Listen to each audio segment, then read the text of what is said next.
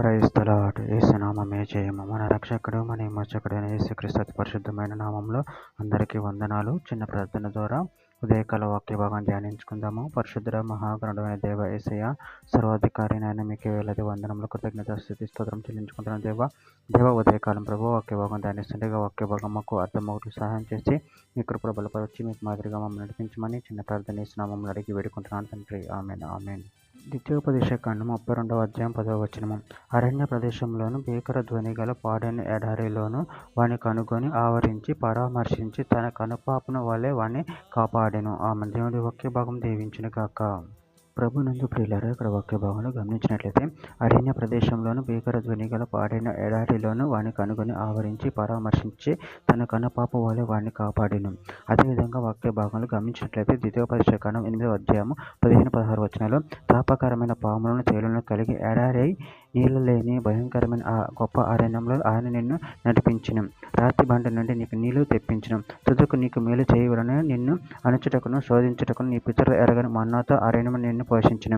నెహెమ్యా గ్రంథం 9వ అధ్యాయం 20 వచనం. వారికి బోధించుటకు నీ ఉపకార ఆత్మను దయచేసేటివి, నీవిచ్చిన మన్నాను ఇయ్యక మానలేదు, వారి దాహమును కోతకమిచ్చితివి.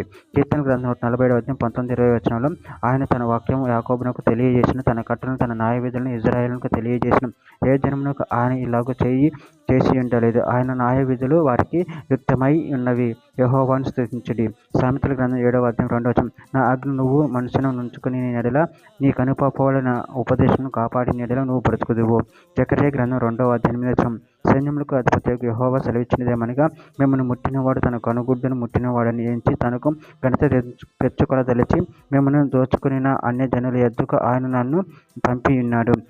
నెహెమ్యా గ్రంథం 9వ అధ్యాయం 19వ వచనం. వారు ఎడారిలో ఉండగా నువ్వు బహు విస్తారమైన కృప కలిగిన వాడు వారిని విసర్జింపలేదు. మార్గం గుండా వారిని తోడుకొని పోవటకు పగులు మేఘస్తంభమును, దారిలో వారికి వెలిగించుటకు రాత్రి అగ్ని స్తంభమును వారిపై నుండి వెళ్ళిపోక నిలిచెను. హోషేయ గ్రంథం 13వ అధ్యాయం 5వ వచనం. మహా ఎండుక కాలిన అరణ్యంలో నిన్ను స్నేహించిన వాడు నేనే. చివరిగా ఒక మాట. ఫిలిప్పీయులకు రాసిన పత్రిక 4వ అధ్యాయం 12వ వచనం. దేని స్థితిలో ఉండనెరుగుదును, సంపన్న స్థితిలో ఉండనెరుగుదును, ప్రతి విషయంలోనూ అన్ని కార్యములలోనూ కడుపు నిండి ఉండుటకును, ఆకలి కొని ఉండుటకును, సమృద్ధి కలిగి ఉండుటకును, లేమిలో ఉండుటకును నేర్చుకుని ఉన్నాను. ఆమె దేవుడి వాక్య భాగం దీవించును గాక. చిన్న ప్రార్థన చేసుకుందాము. పరిశుద్ధుడ ప్రేమగల దేవ యేసయ్యా, మీరు ఇచ్చిన వాక్య ధ్యానాన్ని బట్టి కృతజ్ఞతలు చెల్లించుకుంటాను తండ్రి. మీరే మాకు సమస్తమును అయి ఉన్నారు ప్రభావ. అందరిని బట్టి కృతజ్ఞతలు చెల్లించుకుంటూ మీ ప్రేమ కృప మమ్మల్ని నిరంతరం కాచి కాపాడి మీకు భయంకరంగా మమ్మల్ని అడుకోమని, మీ చిత్తమును మా జీవితంలో జరిగించమని చిన్న ప్రార్థన యేసు నామములో అడిగి వేడుకుంటున్నాను తండ్రి. Amen amen amen.